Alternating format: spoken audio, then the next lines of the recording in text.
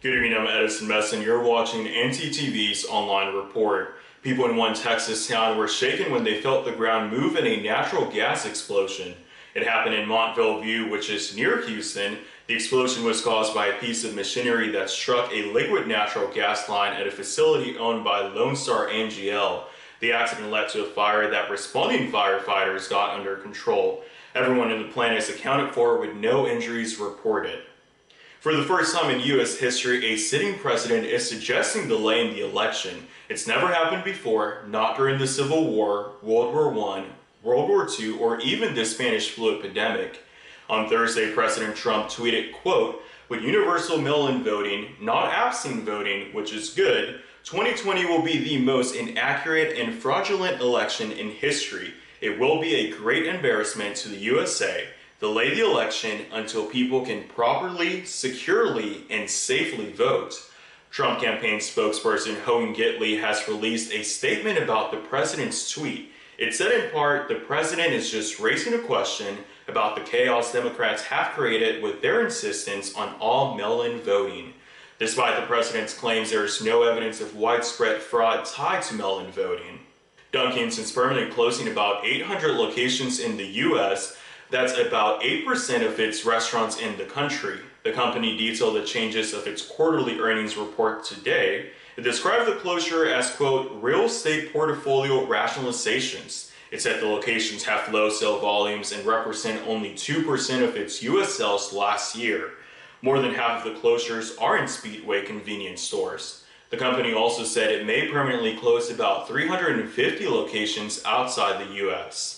First-time unemployment claims rose for a second week in a row. It's another sign America's economic recovery is struggling thanks to the surge of coronavirus cases. 1.4 million people have filed for initial jobless claims last week. That's up 12,000 from the week before, which was the first increase in 4 months. Meanwhile, 17 million people have filed for continued claims. That counts workers who have filed for unemployment for at least 2 weeks in a row. The U.S. economy experienced its worst drop on record amid the pandemic lockdown.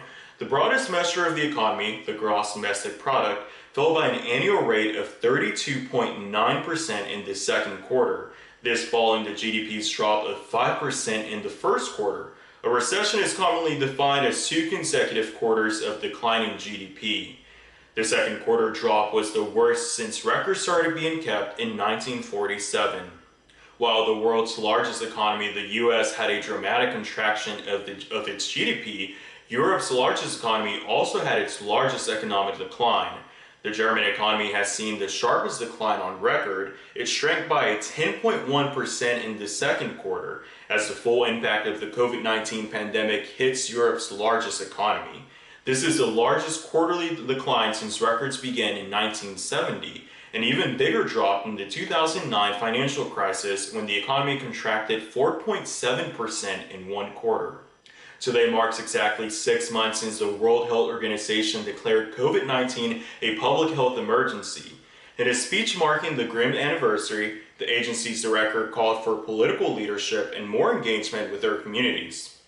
In the last 6 months, nearly 16 million cases have been reported worldwide, and more than 600,000 people have died, and the pandemic is far from over. The head of the WHO also warned the infection rate is accelerating and pointed out the cases worldwide have doubled in the last 6 weeks. Tuesday night, the Denton City Council extended Denton's mass ordinance through August 31st as part of the city's public health disaster declaration. The ordinance specifies that face covering must be worn when a visitor or employee is performing activities within close proximity to others. The order also prohibits outdoor gatherings of more than 100 people unless permitted by governmental executive orders. So remember to wear your mask, especially when social distancing is difficult. Former 2012 presidential candidate Herman Cain has died at the age of 74 from COVID-19. The news was announced this morning on Cain's website in a blog post. Herman Cain, our boss, our friend, like a father to so many of us, has passed away, wrote Dan Calabresi, an editor for the website. He's entering the presence of the Savior. He served as an associate minister at Antioch Baptist Church in Atlanta and preparing for his reward.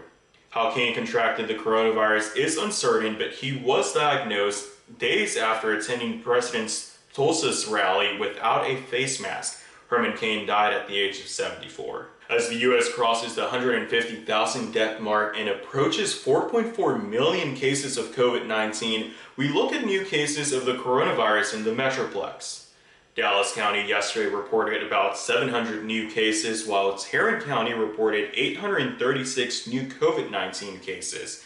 Denton County had 162 new cases and 2 new deaths from the virus, and Collin County reported only 77 new cases. A hotel in Australian outback has had to ban 2 emus for bad behavior. The emu siblings named Kevin and Carol were once welcome visitors at the Yaraka Hotel, which also has just 4 rooms as well as campgrounds and a pub. That was until they learned to climb stairs. Now, a chain rope stops them. Why? You don't want to get between an emu and food, the hotel's co-owner says. Like a vacuum cleaner, the 2 often steal guest foods and even drink their coffee. You can follow us on our Twitter at ntTV_news for the latest. Thank you for watching. I am Edison Mesa. Join us again next week for ntTV's online report. Have a safe weekend.